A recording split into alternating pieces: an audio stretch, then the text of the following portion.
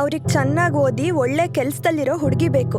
ನಾ PUC ಓದಿದ್ದೀನಿ, ಒಂದ್ ಕಡೆ ನಾನೇ ಕೆಲಸ ಮಾಡ್ತಿದ್ದೀನಿ, ಅದು ಅವ್ರಿಗೆ ಅವಮಾನ. ನೀನು ಡಿಗ್ರಿ ಓದಿದ್ಯಾ, ಕಾಲ್ ಸೆಂಟರ್ನಲ್ಲಿ ಕೆಲಸ ಮಾಡ್ತಿದ್ಯಾ, ಒಳ್ಳೆ ಸಂಬಳ ಬರುತ್ತೆ. ನಿನ್ ಜೊತೆ ನನ್ನ ಮದುವೆ ಮಾಡೋದು ಅವ್ರಿಗಿಷ್ಟ ಇಲ್ಲ ಅಲ್ವಾ? ಅದಕ್ಕೆ ಈ ರೀತಿ ಎಲ್ಲ ಹೇಳ್ತಿದ್ಯಾ.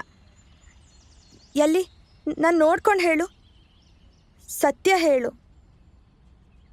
ನೋಡು ಸರಸ್ವತಿ, ಅಮ್ಮಂಗೆ ಹುಷಾರಿಲ್ದಿರೋದು ಸತ್ಯನೇ. ಅದ್ರ ಜೊತೆಗೆ ಇನ್ನೊಂದು ಸತ್ಯ ಇದೆ. ನನ್ನ ಕೆಲಸ ನೆಚ್ಚಿಗೆ ಇಲ್ಲ. ಆಫೀಸಲ್ಲಿ ಇವಾಗ ಲೇ ಆಫ್ ನಡೀತಿದೆ.